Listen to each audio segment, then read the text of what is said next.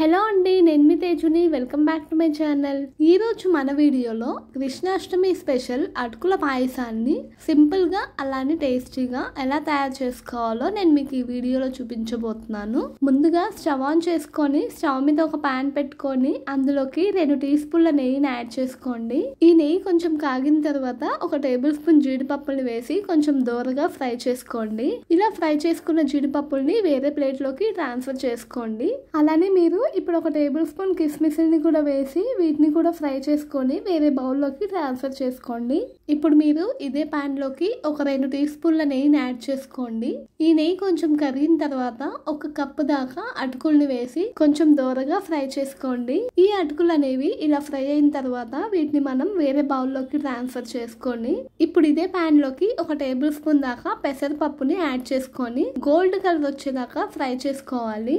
ఇలా gold colour వచ్చిన తర్వాత ఈ పెసరపప్పును కూడా వేరే బౌల్లోకి ట్రాన్స్ఫర్ చేసుకోండి. ఇప్పుడు మనం ఇదే పాన్ లోకి ఏ కప్పుతో అయితే అటుకుల్ని తీసుకున్నామో అదే కప్పుతోటి 2 కప్పుల పాలని అలానే 1 కప్పు నీళ్ళని యాడ్ చేసుకోవాలి. ఇలా యాడ్ చేసుకున్న తర్వాత ఈ పాలని ఇలా కలుపుతూ ఉండాలండి పొంగొచ్చేదాకా. ఇలా పొంగొచ్చిన తర్వాత మనం ముందుగా వేయించి పెట్టుకున్న అటుకుల్ని పెసరపప్పుని ఈ పాలల్లోకి యాడ్ చేసుకోవాలి. ఇలా యాడ్ చేసుకున్న తర్వాత మొత్తాన్ని ఒక 2 సార్లు కలుపుకొని మూత పెట్టి ఈ పాలు మొత్తం దగ్గర పడేలాగా ఉడికించుకోవాలండి. ఇప్పుడు మీరు వేరే స్టవ్ మీద ఒక గిన్నెని పెట్టుకొని అందులోకి ఒక చిన్న కప్పు వాటర్ని యాడ్ చేసుకొని మనం ఏ కప్పుతో అయితే అటుకుల్ని తీసుకున్నామో అదే కప్పుతోటి సగం కప్పు బెల్లాన్ని, పావు కప్పు పంచదారని యాడ్ చేసుకోవాలి.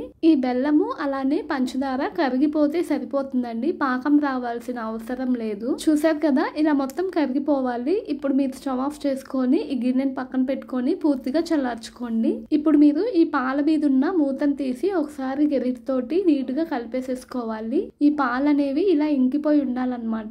ఇప్పుడు ఇందులోకి 1 టీ స్పూన్ నెయ్యిని యాడ్ చేసుకొని మొత్తం కలిసేలాగా మిక్స్ చేసుకోవాలి. ఆ తర్వాత ఇందులోకి బెల్లం పాకాన్ని యాడ్ చేసుకొని మొత్తం కలిసేలాగా మిక్స్ చేసుకోండి. ఇలా మిక్స్ చేసుకున్న తర్వాత ఒక చిన్న టీ స్పూన్ ఇలాచీ పౌడర్ని కూడా యాడ్ చేసుకొని మళ్ళీ ఒకసారి మిక్స్ చేసుకొని స్టవ్ ఆఫ్ చేసుకోండి. ఇప్పుడు మీరు సర్వింగ్ బౌల్లోకి తీసుకొని ఇందాక వేయించి పెట్టుకున్న జీడిపప్పులు కిస్మిస్లతోటి గార్నిష్ చేసుకొని సర్వ్ చేసుకుంటే ఎంతో రుచిగా ఉండే కృష్ణాష్టమి స్పెషల్ అటుకుల పాయసం రెడీ అయిపోయినట్టే. ఈ వీడియో కనుక మీకు నచ్చినట్లయితే లైక్ చేసి షేర్ చేసి మరిన్ని ఇంట్రెస్టింగ్ వీడియోల కోసం నా ఛానల్ ని మీరు సబ్స్క్రైబ్ చేసుకోండి. నెక్స్ట్ వీడియోలో మళ్ళీ కలుద్దాం. Thank you for watching. Until then good bye.